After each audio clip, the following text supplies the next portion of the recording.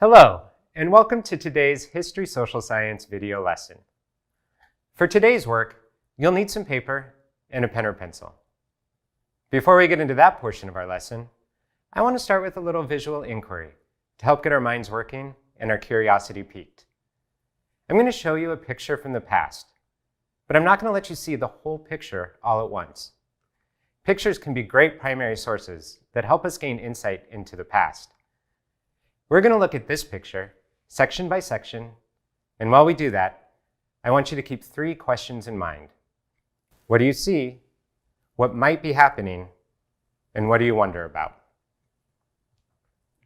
Here we see the first portion of our picture. What do you see? What might be happening? And what do you wonder about? If I were doing this, I might think, I see trees and what looks like a building. I don't see anything happening yet, and I wonder what's so important about this place. Let's see more of our picture. What do you see? What might be happening? And what do you wonder about? For me, I see more buildings. One looks like it might be a house. That makes me wonder if the first building I saw was a barn. If it is, this could be a farm.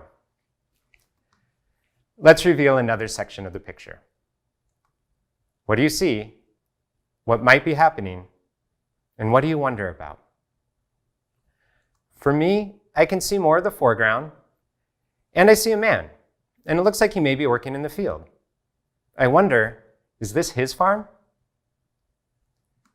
And finally, we can see the whole picture. What do you see? What might be happening? And what do you wonder about?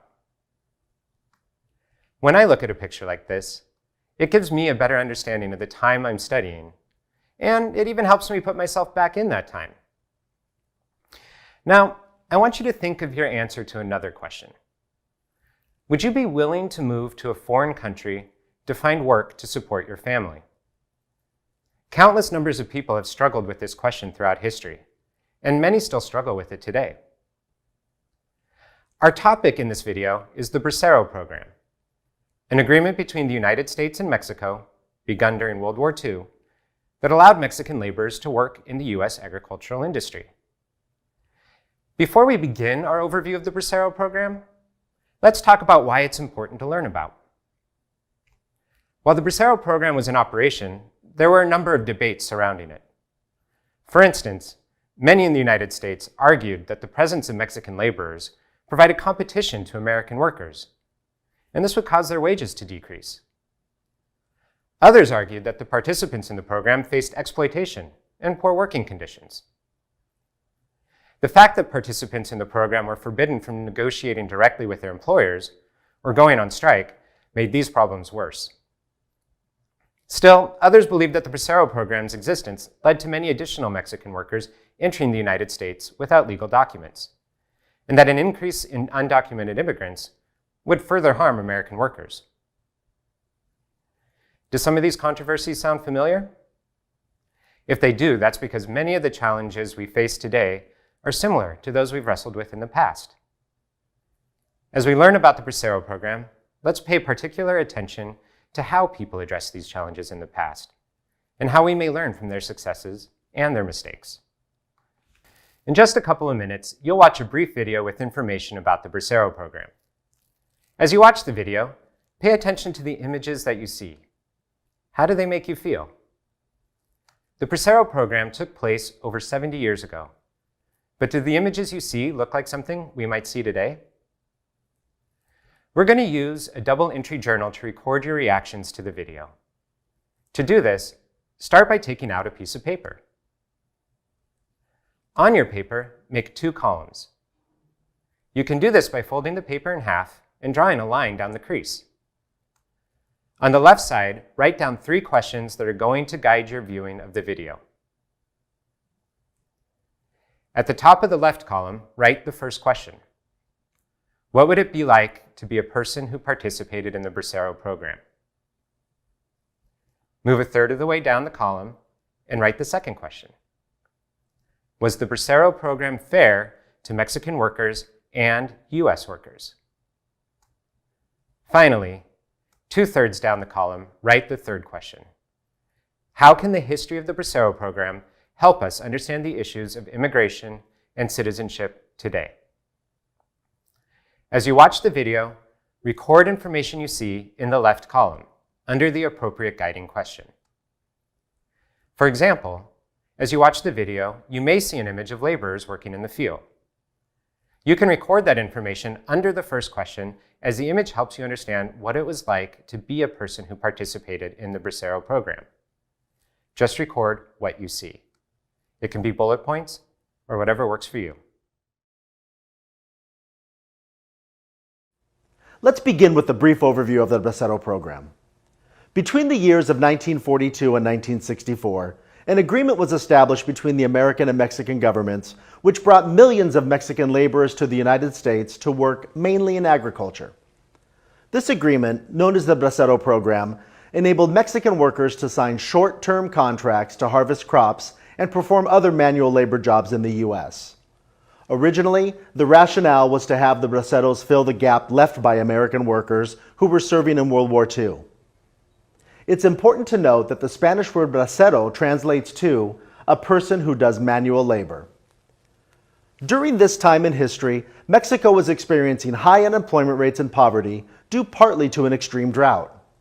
While the Braceros experienced challenging living and working conditions in the U.S., many Braceros felt that it was better than having no employment at all in Mexico.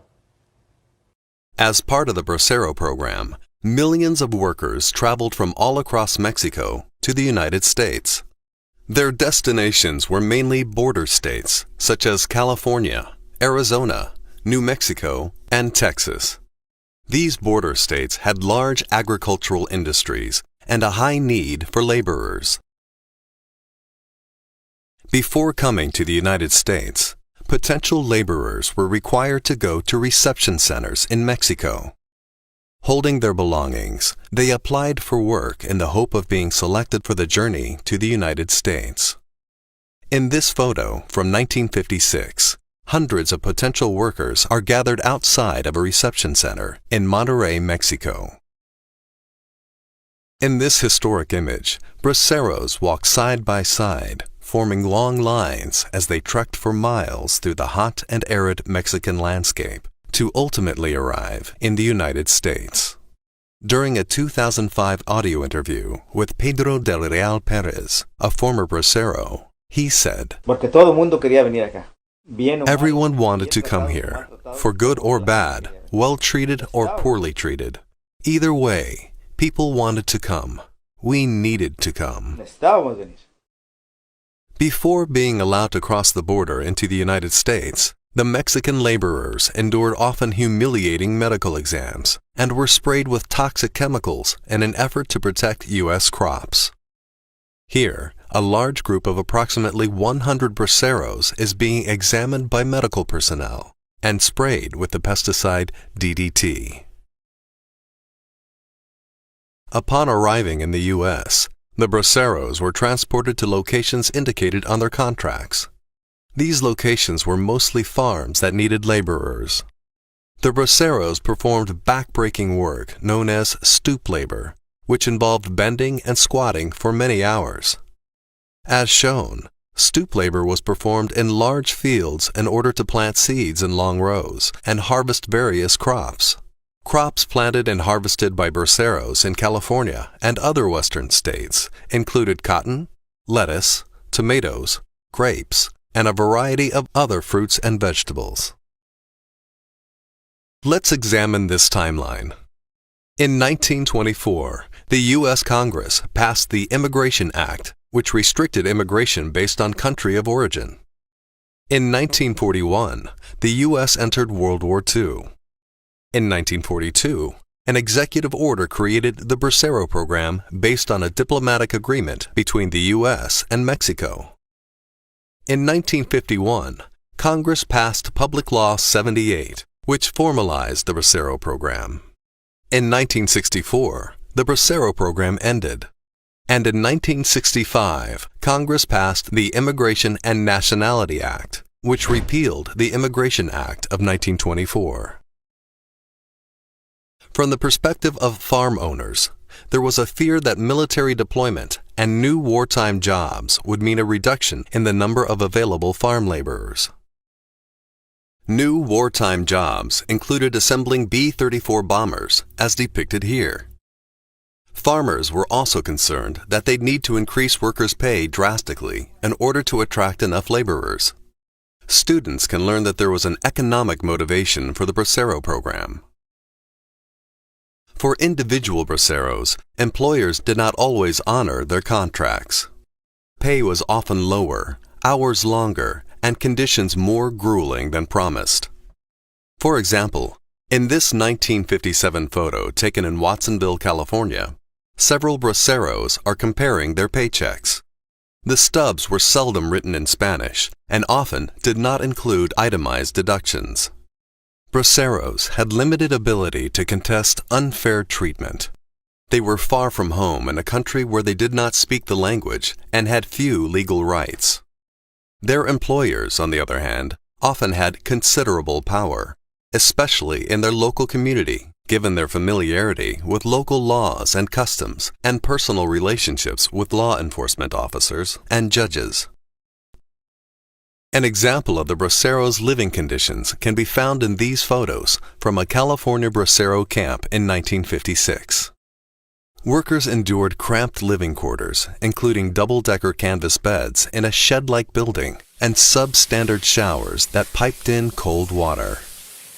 It is worth noting that American farm workers and Mexican braceros were typically kept separate, which can provide important insight into the program and the general attitudes toward immigrant workers from a social perspective. With this information, students could create a double diary entry showing multiple perspectives of the Bracero experience.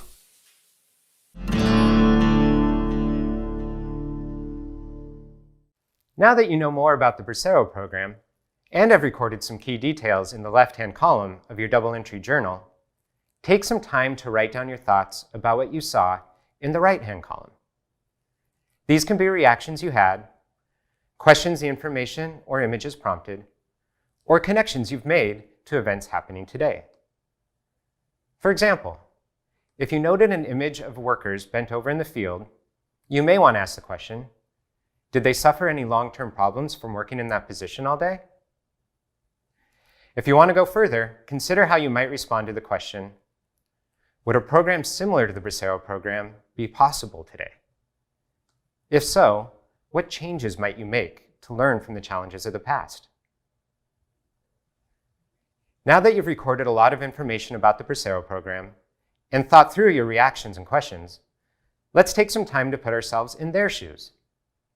Using the knowledge you've gained, choose a way to adopt the perspective of a laborer in the Bracero program. You can do this by writing a letter home.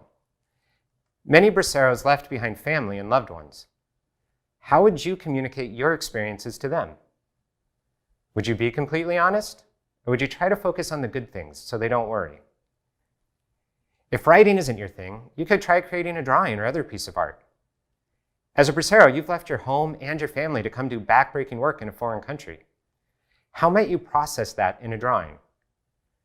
Would you draw images of your new home or the new people you've met? Or would you tend towards something more abstract and expressive of the emotions you feel? Thank you for watching this video. We hope you enjoyed learning about the Bracero program.